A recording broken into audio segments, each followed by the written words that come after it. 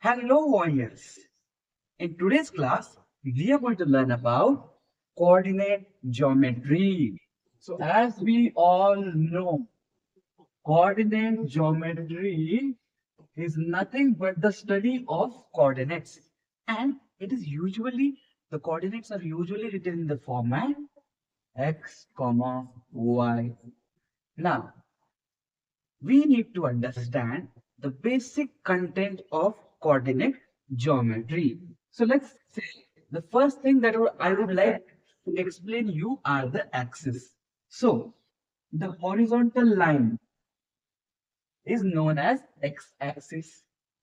The vertical line is known as the y-axis. Now, we have to be very careful while giving the numbers to that line. So let's say the right hand side, the right hand side of the x coordinate or x axis is going to be positive number.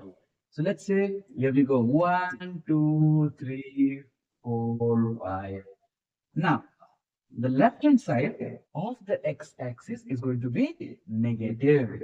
So negative 1, negative 2, negative 3, negative 4, negative 5, and it goes on. Now, about the vertical line, which is also known as the y-axis. I'll just write it down over here. Y-axis. So, positive part is at the top. 1, 2, 3, 4, 5.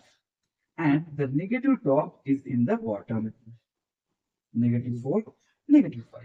Now, what did we learn? The positive part of the x-axis is on the right side. So, here it is positive. The negative part of the x-axis is on the left-hand side. The positive part of the y-axis is at the top, and the negative part of the y-axis is at the bottom. Now, similarly, we are going to understand what are quadrants. Quadrants. So, if you observe carefully, these two lines, the x-axis, which is this, and the y-axis, which is this, has divided the plane into four different sections, and each section is known as a quadrant. So this is quadrant number 1, quadrant number 2, quadrant number 3, quadrant number 4. So I hope you understood the number or the naming of the quadrant. Remember, 1, 2, 3, 4. It goes anti-clockwise, guys. Now, I'm going to explain you about coordinate points in details.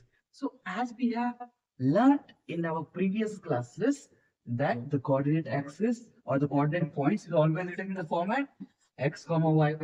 So, let me take a random point like 3, comma 2. And how did I get to that conclusion that it is 3.2? Let me take the x coordinate first. So, x coordinate, it comes over here. So basically, x coordinate is nothing but the distance of the point from the y-axis. I'm repeating again, the distance of the point from the y-axis, or this distance is nothing but the x coordinate. Similarly, the distance of the point from the x-axis is nothing but the y coordinate. So let's say how much is the distance from the y-axis? It is 3 units. From the x-axis, it is 2 units. So here, what did we understand? The x coordinate is 3. Y coordinate is 2. And there are some different names for this x coordinate and y coordinate as well.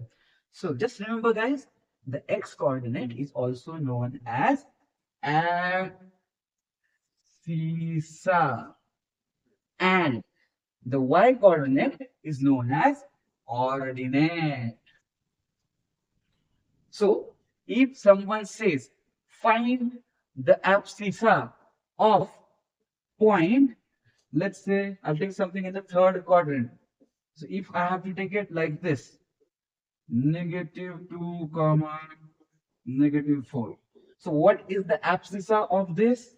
which is basically the x coordinate, which is nothing but the perpendicular distance from the y-axis, which is nothing but negative 2. I hope you have understood this.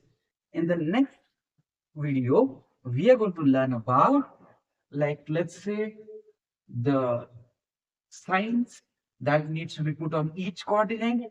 Then we are going to learn about distance formula and midpoint formula. So thank you so much for being with us. I hope that you have understood everything. If you have any doubts, you can ask it to us in the comment section. Thank you.